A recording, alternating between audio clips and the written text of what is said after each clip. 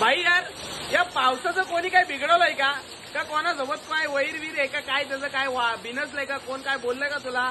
बाबा काय चाललंय विषय? तू खोपोलीमध्ये पडायचं नावच घेतो सगळीकडे. रोज तुझा हायच पडतोय. अरे यार काय तुफानासारखा पाऊस पडतोय बघा ना, सगळीकडे पाणी पाणी पाणी. अरे काय भाई यार, कोणासोबत काय वैर घेतलंय का पावसाने?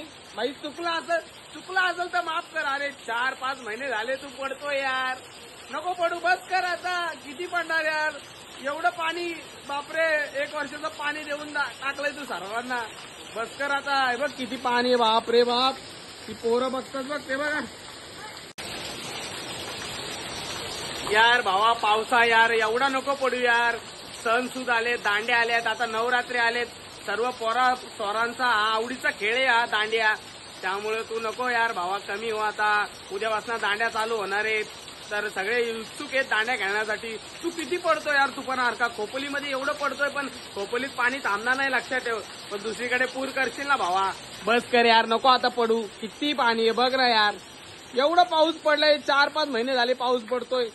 काय बोलायचं यार, एवढं जोरात पाणी आलंय. लय बिकट परिस्थिती आहे भावा, नको यार, सगळे वाहून जातील. बस कर. थँक्यू.